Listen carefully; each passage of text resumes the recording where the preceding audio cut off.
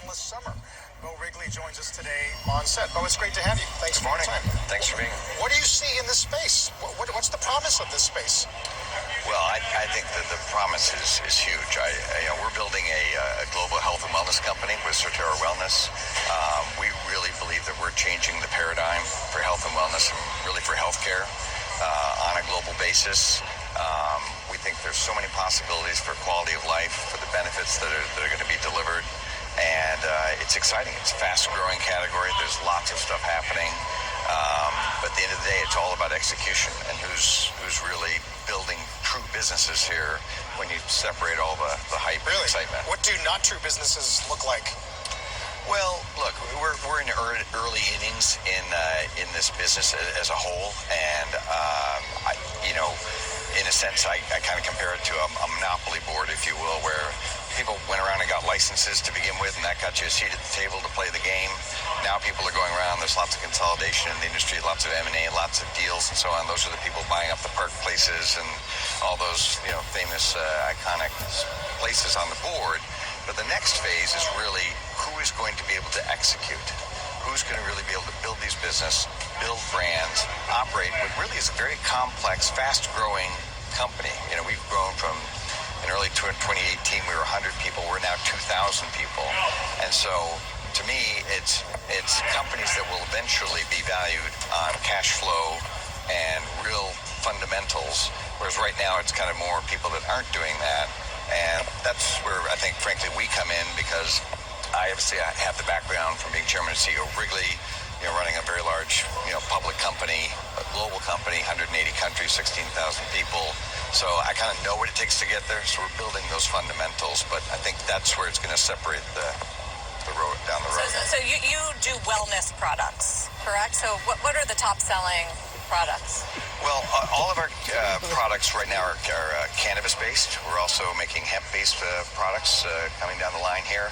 And so, we're dealing with a plant that's a natural substance, and it has health benefits to it that are very well known, from basically inflammation down to, pain to PTSD, all sorts of things.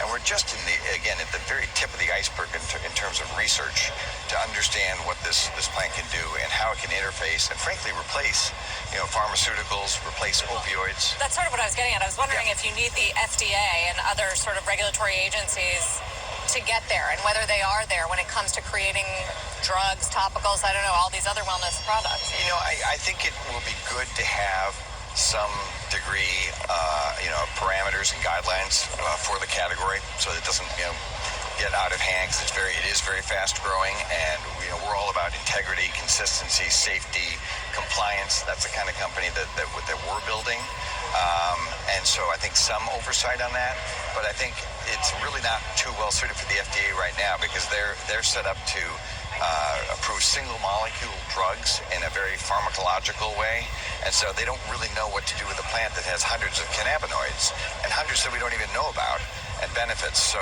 something's going to have to give here in terms of how we tackle this, because the benefits are too great to ignore. Between vaporizer pens, tinctures, oral sprays, topical creams, time-release transdermal patches, and anything else I might find, what's your supply chain like, and do you benefit from vertical integration?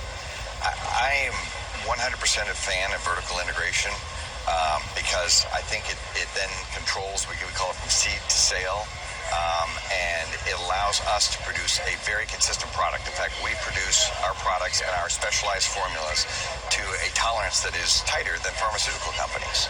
I can't really speak for other companies in terms of what they necessarily do, but the fact that we grow our plants, we have very robust cultivation, extraction, and then we package and run it through in various different forms, is really the right way to go. And I think that states that haven't really done that, I think are running into some challenges, because they've got maybe too many licenses, too many people, some people in distribution, some people in retail, some people in cultivation, and it makes for a more complex for the states, for one, to kind of keep track of, and two, it makes it less economically viable for an industry that frankly has to invest a lot of capital. This is not a slam dunk, as people think, in terms of, making money right and left. Plenty of capital available, though, at least now, it would seem.